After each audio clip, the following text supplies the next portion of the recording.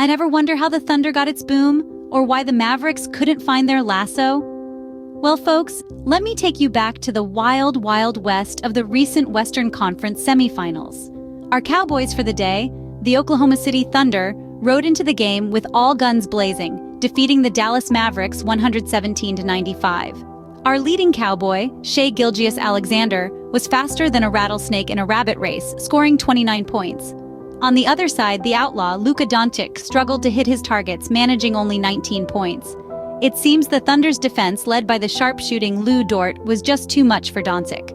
Despite being outnumbered in the rebounding department, the Thunder's posse, including Chet Holmgren and Jalen Williams, stepped up big. The Mavericks, led by their own gunslingers, Kyrie Irving and Daniel Gafford, will be looking to bounce back in the next duel. But with the Thunder's record-setting assists, it's clear they've got the town on their side. Now let's gallop through the key moments of this Western basketball showdown, shall we?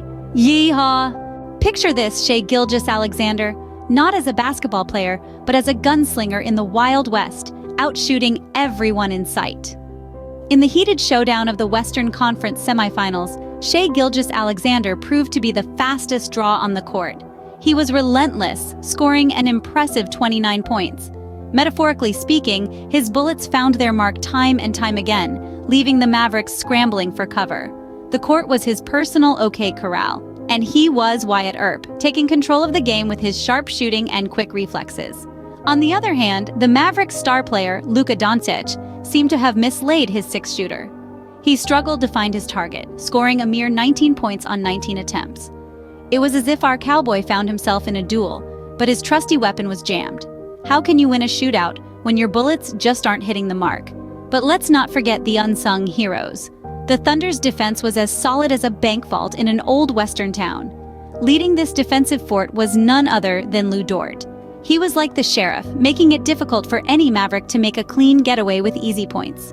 And then we had the contributions of Chet Holmgren and Jalen Williams. These two were the trusty deputies, stepping up and playing their parts in the Thunder's victory. They were the backup every good sheriff needs when the going gets tough.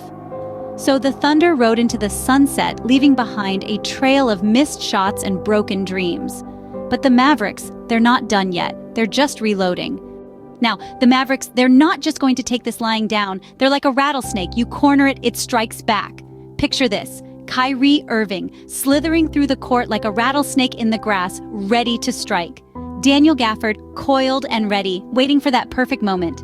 Remember, rattlesnakes are not known for their size or their speed, but for their bite.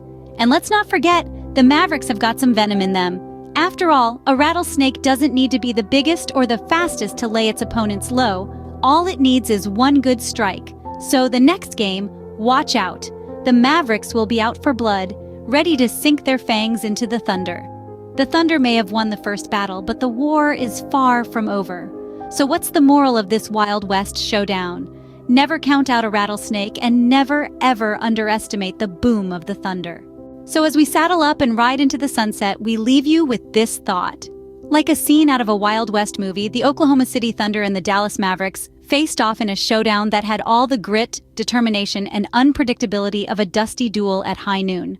The Thunder, quick on the draw, outpaced the Mavericks with Gilgeous Alexander leading the charge, scoring 29 points and leaving the Mavericks in the dust. Luka Doncic, usually as reliable as a trusty steed, struggled to find his rhythm, scoring 19 points on 6 for 19 shooting. It was as if he'd been lassoed by the Thunder's defense, led by the unyielding Lou Dort.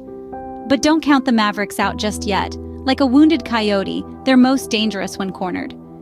Despite losing the rebounding battle, the Thunder's performance was as steady as a prairie schooner, with Chet Holmgren and Jalen Williams adding to the tally.